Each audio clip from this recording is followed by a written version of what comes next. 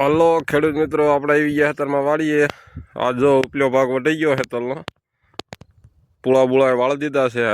હવે આપણે આ નીચલો ભાગ રહ્યો એ વાઢવાનો છે. એ વાઢીને આજ પૂળા બુળા વાળીને ઓગલા કરવાના છે. જો બાની બધા આવ્યા છે, એ ઓગલા બોગલા કરે છે. દાળિયા હજી આવ્યા નથી, ચાલ્યા આવે છે દાળિયાને. આપણે દાળિયા વળિયા તો આવું જે દાળિયા હાટું પાણી ભરીને મૂકી દેવી, એટલે હું પાણી બહુ વેવું નહીં. દાળિયા હાટું પાણી ભરવું પડશે. એના માટે આપણે મોટર ચાલુ કરવી પડશે. મોટર ચાલુ કરવા આપણે જઈશું. મોટર ચાલુ કરીને પાણી ભરી દેવી તો આપણા દાળિયા બધા આવી જાય છે. એટલે હવે તો આજે તલ વટે જાય છે. તમને કેમ લાગે છે, રહી જાય છે કે વટે જાય છે? કોમેન્ટ જરા કહેજો. આપણે હવે મોટરે આવી ગયા છીએ. મોટર હવે ચાલુ કરીએ, પાણી ભરી લેવી. આપણી છે મોટર. આ એક ટીપડી ભરવાની છે અને એક કેરબો ભરવાનો છે. એના માટે આપણે જઈને પહેલાં મોટર ચાલુ કરી દેવી. મોટર ચાલુ કરીએ આપણે બધું પાણી ભરી લેવી. મોટર થશે ચાલુ, પાણી આપણે ભરી લેવી.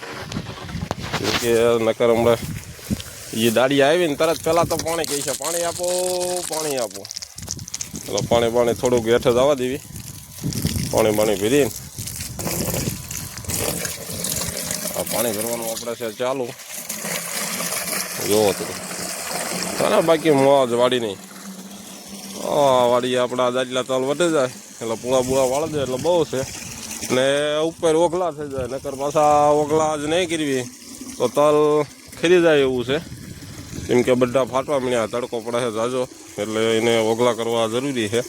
એટલે પહેલાં તો આજ આપણે ઓગલા કરાવડાવીશું. ઓગલા કરીએ પછી આપણે નીચેનામાં તલ વાઢવા મોકલશું.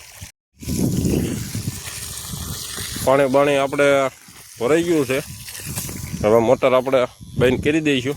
મોટર બંધ કરીને પાણીના કેરબા બધા વેવીને ઉપર લઈ જઈશું. કેમ કે ઉપર દાડિયા પહેલાં પૂળા વાળવાના છે. એટલે હવે આપણે મોટર કરી દઈશું બંધ.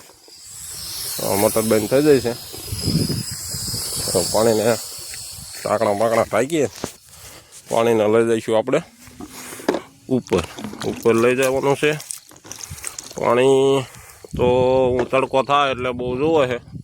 એટલે પાણી તો આપણે દાળિયાને પાવું પડે ટાઢું, નકર પાછા દાળિયા પાડા રાડ્યું. જો અમે ઘણા ઓગલા કરવાનું ચાલુ કર્યું છે, બતાવું તમને. જો 2-4 જણા આવી ગયા છે, બીજા 10-15 જણા તો ટેમ્પામાં આવે છે. આજ પૂરું થઈ જાય તો સારું છે, નકર તો પાછું કાલે આપણે તો આવવું તો પડશે. એટલે એ માટે તમે કોમેન્ટમાં કહેજો આજે પૂરું થઈ જશે કે રહી જશે. બાકી